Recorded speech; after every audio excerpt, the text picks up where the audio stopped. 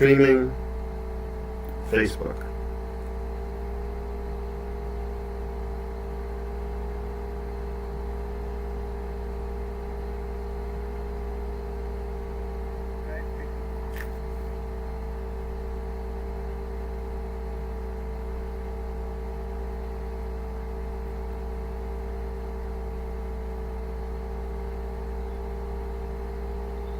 Thanks very much for tuning in, everyone. Today is another Meet the Gurus. As many of you who have participated before know, this is dedicated to technology, business, entrepreneurship, product development, design, and entertainment. All these fields, as we all know, have been converging in pretty powerful ways in the past several years.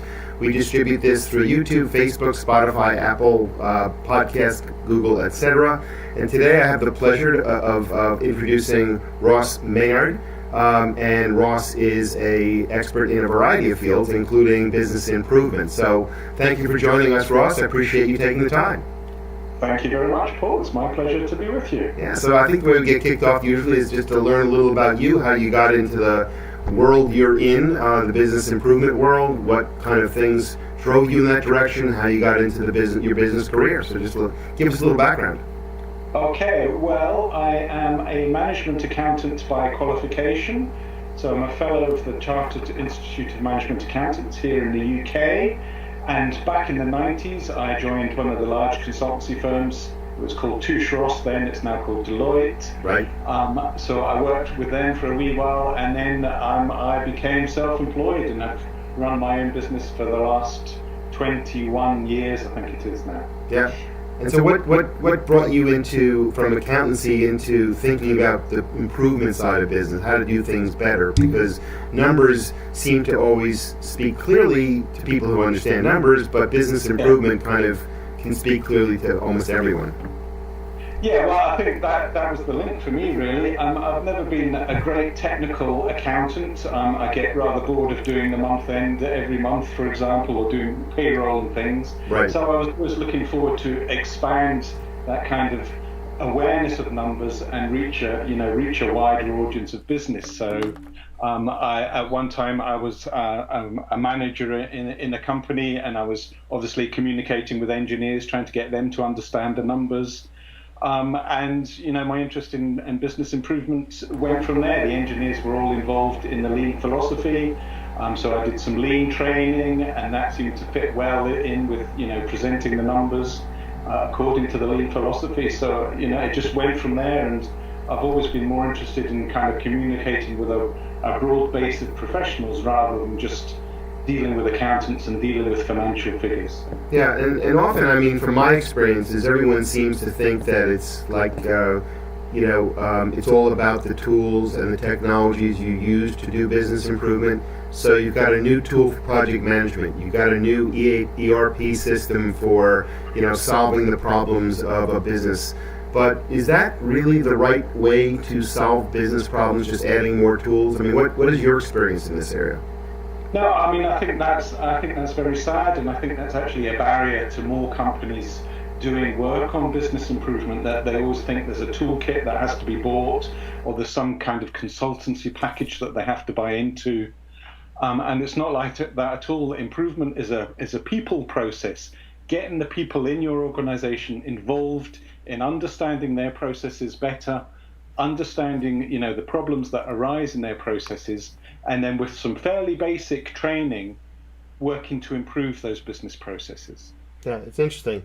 We have seemingly have you frozen, so we still have the audio. Yeah, so that's fine. I'm going to figure out what's going on. No worries about that. But in the interim, just talk about you've talked to me a little bit about sort of the laws of business improvement. You've kind of established 4 that might be the right approach. Just tell me a little about the so-called laws of business improvement. Yeah, I don't want to pretend that these are kind of laws of physics or Newtonian laws or anything. It's really a gateway for perhaps small and medium-sized enterprises to help them realize that they can make a start on business improvement. They can make a start on process improvement, with their own teams within themselves. They don't have to buy tools. They don't have to buy a consultancy. So I've kind of come up with the 4 laws of improvement, which was inspired by Isaac Asimov and in his 4 laws of robotics, if you want to understand my reading interests.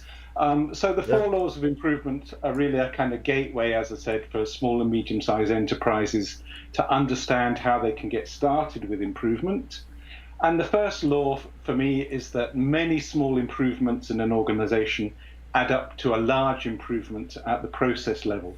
So if you get your people working on improvements to their particular part of the process, they can work together, and those many small changes will add up to a big change in the efficiency of the process, the profitability of the process, and the way it gives customer service to customers. Mm-hmm. So that's the first law. And the second law is related to that the people in the process are those ones who are best placed to improve the process. Your people are the ones who understand your business processes better than anyone else, better than you could ever get from external consultants, for example. So if you give them some time, if you give them some basic training and engage them, they will soon get fired up about improving their processes. Everyone wants to do a good job.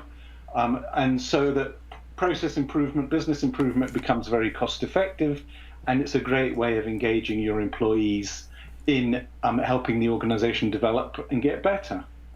And then the third law is about communication, really.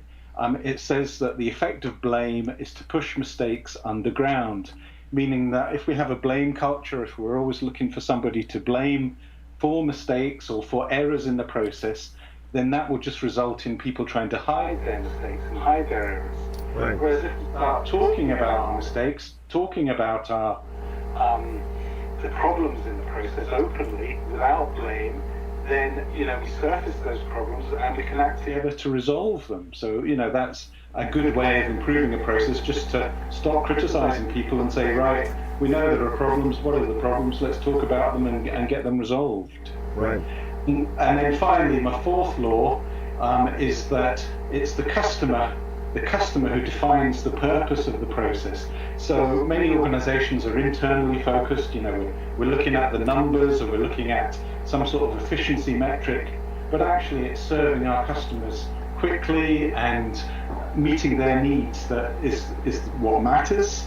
So we need to do more work to understand who our customers are and what they actually want from our processes. Okay, fascinating. Sorry about the video here. We were trying to figure it out. No worries.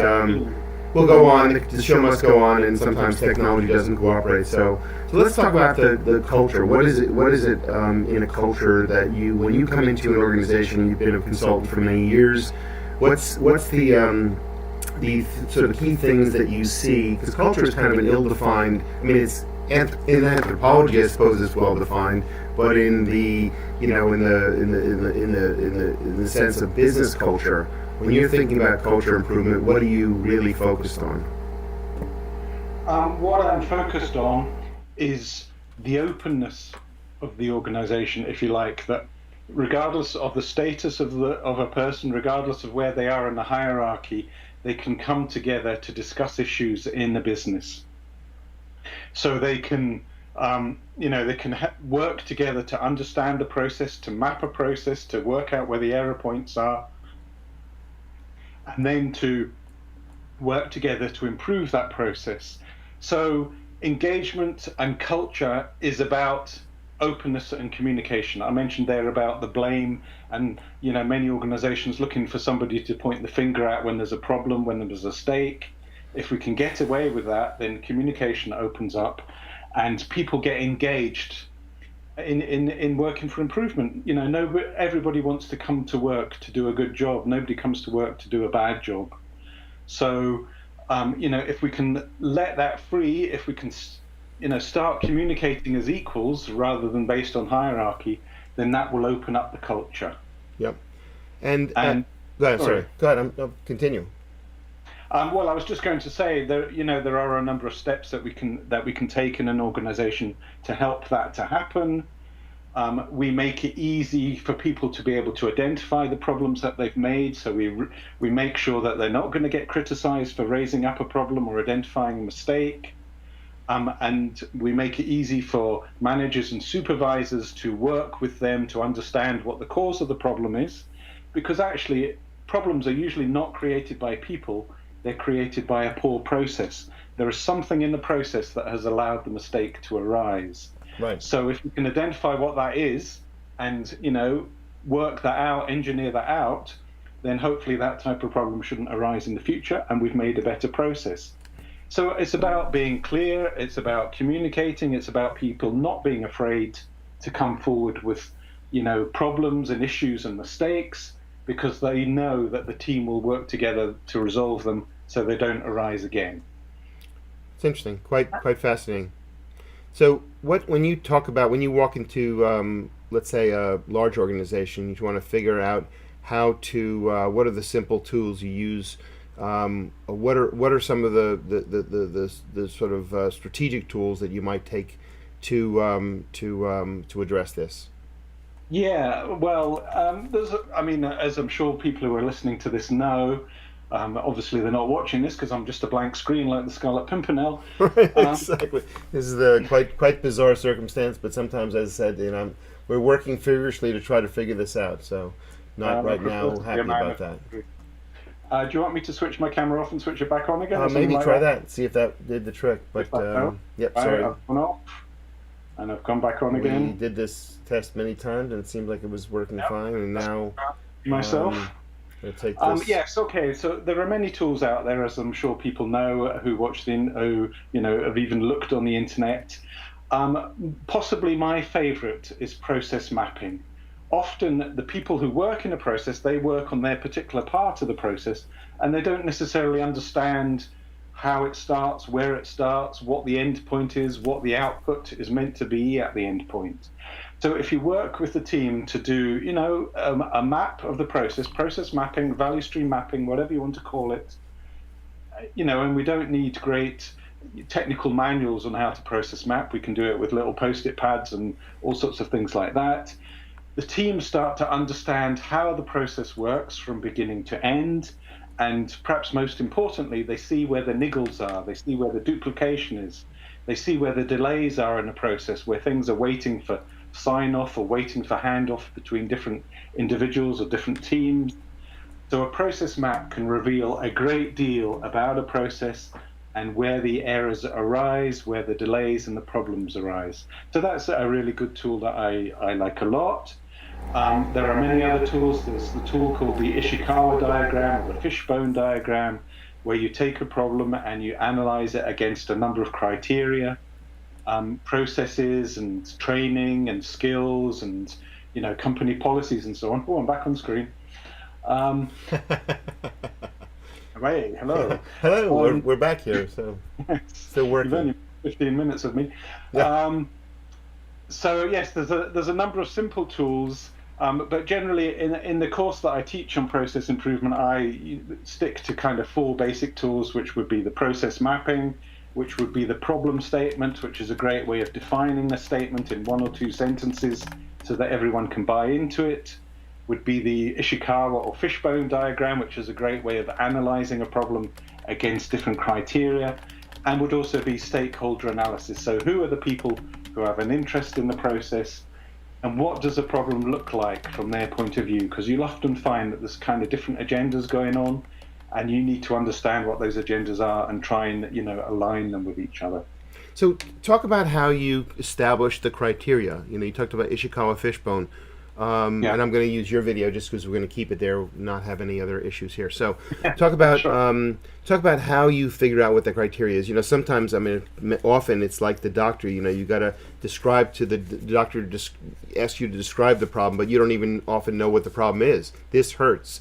That's Absolutely. wrong. But you may be looking at the wrong thing. Your toe may hurt, but it may be related to your hip. Who knows? But how do you, as the expert, sort of begin to hone in on that criteria? Yes, well, I would prefer not to be called an expert when I'm working with a team, because I don't want there to be a hierarchy. Great. It's the team that understand their process. I'm a facilitator, if you like. I facilitate improvement teams to come up with their own solutions. So it's a question of exploring it from all sorts of different angles. It's great to spend more time looking at a problem than perhaps trying to come up with solutions. If you jump to a solution too quickly, then as you just said, you'll address one of the symptoms, but you won't necessarily understand what the root cause is. So it's about getting everybody involved that you possibly can, speaking to everybody that works in the process, speaking to the customers who get the output of the process, speaking to management, and getting all of their views on what's wrong with the process, what the issues are, and then mapping those into the process map. So you begin to start to see where the problem points are, if you like, where the risk points are in the process, and then exploring those in more detail with the people that work with them, because they will see problems on a day-to-day basis, so that you really understand, what arises when there's a problem, what are the conditions that cause that problem, what goes wrong, where to make these problems arise. So it's a very iterative process, and it's about facilitating the team to, come up with the issues and with the problems. Me as an outsider can't go in and say, oh, this is your problem. Sure. You need to really get the team to, surface the process and surface step by step through the process what the issues are. And can I assume that when you think of the team, the facilitator, as you in that role are, will need to get their buy-in, possibly to look outside the team to other stakeholders, customers, suppliers, let's say investors or other people who are surrounding the organization and that team? Yes, absolutely. As in most organizations, an individual process doesn't exist in isolation. You'll have the finance team who are wanting to get data from the process. You'll have the marketing team that will want to know, kind of order updates and things. You'll have the engineering team wanting to put their fingers in regarding maintenance or whatever. So you do need to speak to these other kind of impacting teams, if you like. Mm-hmm. And just see how they understand the problem. Sorry, go ahead. So is there a different angle you take on that? Because obviously it's almost like the therapist. Do you when you sort of in some way you may take one tack that's maybe very for lack of a better word, analytical or based on facts, whereas another is based on the softer things, the impressions. So is there a way you really map that as well to say, look, these are what people felt, these are what people thought, and this is what the math said, or this is what the numbers say? Do you break it down in that way as well? Yes, absolutely. In fact, that's a very good analysis. You need, as a facilitator for an improvement project, you need to wear a number of different hats. So you would go to the finance team and try and get their data on how the process is working and what happens at different points. You would definitely want to go to customers and speak to customers and see how they perceive the process, see how they perceive, let's say, delivery of the service or the product, see how they perceive customer service, for example. You would want to go to other internal teams as well. So yes, there is a data aspect and you want to present the data, but you also want to present the kind of the anecdotal evidence, as you said, the soft cultural evidence of what's happening in the process and why these things might be happening. A common cause of problems in a process is delays, is managers having to sign off something, or more frequently, managers having to sign off the same thing at 3 different points down the process. Mm-hmm. Too many checks or too many sign-offs, or waiting too long for a particular person to sign off, who's over workloaded anyway. So a lot of it is about putting checks in the appropriate places, making sure there are not too many handovers between teams, because that's another key source of where errors arise. Rekeying of data between systems is always a problem area, because there's always scope for error in rekeying. So it's to identify where these risk points are and then explore with everyone that's involved what their issues are, and trying to present quantitative evidence and qualitative evidence and even kind of softer evidence than that as well. Yeah, it sounds like in some way there's an element of diplomacy, so that when you, particularly I would imagine when you get someone who is the data scientist or the financial expert who says it's all about the math, it's all about the data, show me the facts, and then you have to convince them that, well, that may well be very, very important, and maybe, let's say, in one case 90% of the issue, another case 50% of the issue, that there's these other elements that will drive value. I guess it comes down to sort of this idea of the value chain, right? So you have to figure out, okay, maybe in certain cases the math is very important, the data is very important, but at the same time, maybe your customers or your suppliers are making decisions based on, the way in which you treat them in this behavioral or soft skills. So it seems that you have to be able to bridge that and maybe, I don't know, do you have a role of salesmanship as well? I mean, you have to sell that idea once you've all come to the analysis of what the improvement looks like? Yes, you do, and I think you need to wear several different personalities when you're facilitating a project like this. Mm-hmm. As you say, when you're dealing with the numbers people, you maybe have to have a more analytical approach in your discussions with them. Mm-hmm. But if you're dealing with the marketing folks, you need to put your long-haired wig on and right. If you stick on tattoos and you pretend you're with it right. with the kid. Right.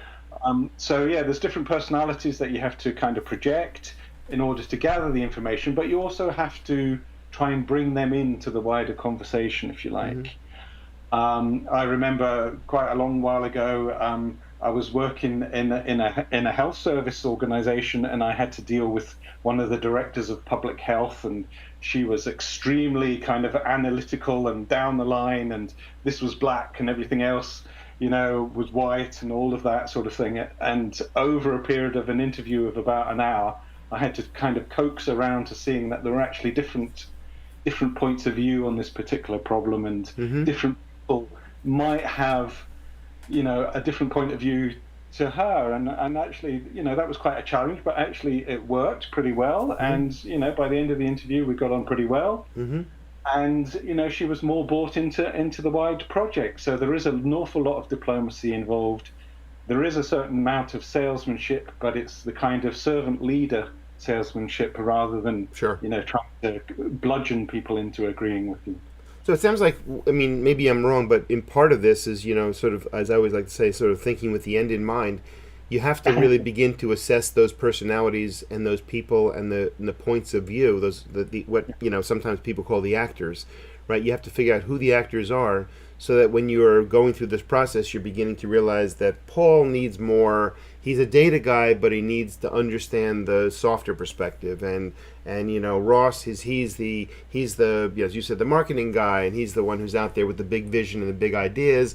But you got to reel him in to understand that to improve this, to make your marketing better, you need the data. Right. So, and some people don't get that, but so it seems like very early in the process. Do you agree with that? Is that where you begin to set your markers down as to how you're going to ultimately facilitate this, or so-called sell this at the end of the day? Yes, I do agree, and I also think that the other people in the team also need to realize that often people, they have their own mindset, they have their own personality, and they don't really understand that, different people have different personalities. Accountants have a different view on life to the marketing people, to the engineering people. Another organization where I was a finance manager was an engineering organization. And, there was quite a lot of friction between the engineers and the accountants. The engineers thought we accountants were trying to hold them back and not let them do fancy projects or buy fancy equipment. And, we thought they were just, flash Harrys that wanted the latest crane or whatever. Sure. In some of my training, I used a kind of simple personality test to show that there are different personality types. Great. There's the numbers person, and there's the extrovert, who's the kind of typical salesperson. There's the kind of introvert, who's not wanting to give much away. And these people all have different ways of looking at issues.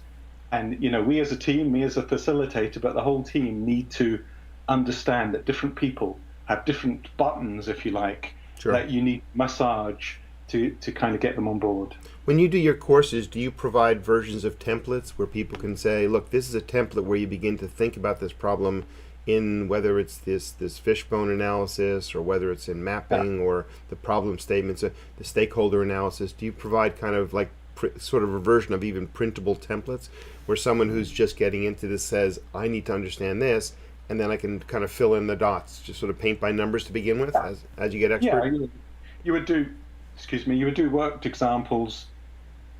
For example, process mapping, as we mentioned, the Ishikawa diagram.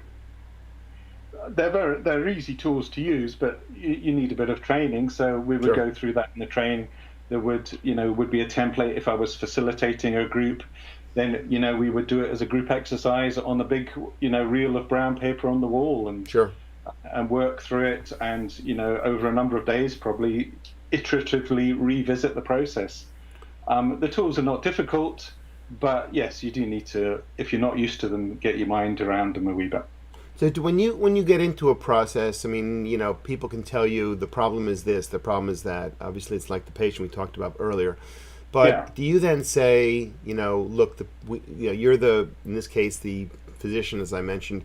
Do you say, look, the person, I think, looking at the situation, because you've been experienced at this for many years, I think we can expect a X% improvement overall, and then break that into metrics, or do you sit down with your client, the company, the internal source, and say, look, we're here, we want X to happen at the end. So do you get the beginning? You say, look, we're shooting for this kind of improvement, and then work the way through how we get there, or do you set, and if so, do you set that benchmark at a, let's call it a norm where it's achievable, or it's maybe super achievable? Do you set those kind of things at the beginning, or is that not possible?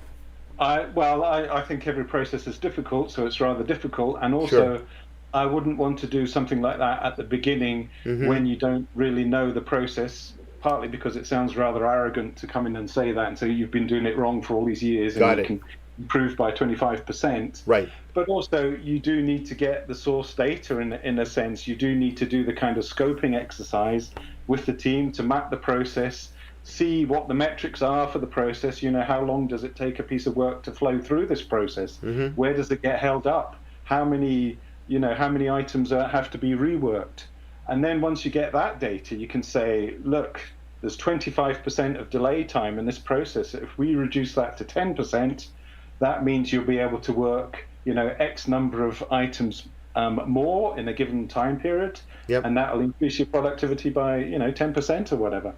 So you need the core data before that, and I also feel it's rather arrogant to come in and say, whoa, you can do 10% better just by me looking at you. So you're taking a very analytical approach, and you're saying at some point along the road, you will begin to evolve or develop those kind of things that you can say, here's what we've learned, here's what we need to improve, and then let's talk about how we get there. Yes, correct. And it's also much more powerful if the team come up with that kind of thing rather than me as the outsider. Right. If you've spent time working with the team, looking at the process, seeing how long it takes, seeing how many errors, mistakes, and reworks arise, and the team see that and they say, oh my goodness, look at this point in the process here, and why does this always go wrong? Right. And they start to get the picture that, if we can solve this, we can take out, a day's worth of rework a week or something. There's not going to be a problem embedding that in the organization anymore because the whole team's bought into it. Right. There's not going to be a problem selling that to management because the team are going to be jumping up and down saying, give us the resources to improve this part of the process, and we'll give you, a 15% improvement in productivity. So if the team come up with the metrics and the targets, you've got your buy-in straight away. So you're really facilitating things it's often, the things that people don't see that are right in front of them. And they may not be right in front of them in the case of your process improvements, but then as you move them along, you begin to show it to them, and then the light bulb goes off of their head, and you're guiding them. So you're really not selling as much as you said right up when I called you the guru. You really are facilitating the knowledge, the awareness. Yeah. Precisely. I would much rather be a facilitator for the team than pretend that I know the answers, because as I say, every process is different, every organization is different. Sure. And you're going to come unstuck and also people are not going to like you if you think, if they think you're there to impose something upon them. That's the way that, resistance for change, many change projects fail because, something's trying to be imposed on the team rather than the team coming up with the solution themselves. No, it's interesting because, it's obviously when grade schools, people look up to an instructor or a teacher, And as you get Yeah. into professional world, you realize that you're a peer on one form or another. And we very rarely in the history of our business have used the term instructor, because it actually does have, as you say, the kind of not only hierarchical. We really talk about people who have are facilitating knowledge, facilitating experience, facilitating how to do something, but it's really again coming from someone's sort of self-awareness that there is the problem, right? And self-awareness that you've helped them open their eyes to something that they were not familiar with. Exactly. And from my point of view, I find that very enjoyable, that you've opened people's eyes, you've maybe given them some skills, some angles that they perhaps weren't aware of beforehand. People value that. It gives them a boost. It helps their career, helps their skills development. What do you think? I mean, just to wrap up in sort of the what is there a better? I mean, I'm trying to think of the right way to describe this. Do you feel that there is a size company that is the most benefiting by process improvement? Because obviously most people would think, it's these huge companies that got all these processes, blah, blah, blah, and that's the way to improve. Whereas there's small companies that have a brilliant idea, but they've got it, if I were to show you my visual on this, I can't, but it's like you're scratching your ear by taking your right hand, you're scratching your left ear by taking your right hand and bringing it over the top of your head, right? And you go, yeah, that's maybe not that, but they have a brilliant idea, except for they're just not able to improve the way they think about the solution or how to improve the process. So do you think that there's, the most the most logical candidate for process improvement in terms of the size of an organization or a team, or is it really, universal problem that can be addressed in all these types of teams? I have worked in organizations, with tens of thousands of people in them, and organizations with, 6 people in them. And it's always the smaller organizations, which I would say, from say half a dozen to, I don't know, several hundred people, where I get the most satisfaction and where I believe the organization gets the most benefit. Mm-hmm. Because in a large organization, you're inevitably a cog in the wheel, Mm-hmm. and, they've got headquarters here and branches here and outposts there, and you're only ever going to be able to work on a small part of the organization. Whereas in a smaller and a medium-sized organization, you're impacting the whole business. You can see the improvements in profitability. You can see the improvements in staff morale and staff engagement, Mm-hmm. Much more tangibly. And, that's more satisfying. And it also helps those organizations, develop and evolve and continue to grow. It's fascinating. I mean, I think there's so much scope for this, and you've covered this in your courses, and obviously as a consultant. And I really appreciate your time, Ross. And hope to see you at the next one. And actually, I hope we see each other at the next one, as in we're able to see each other. So with that, I'll thank you again, and we'll wrap up for the day. And hopefully, we'll do this again when the technology is cooperating. Okay.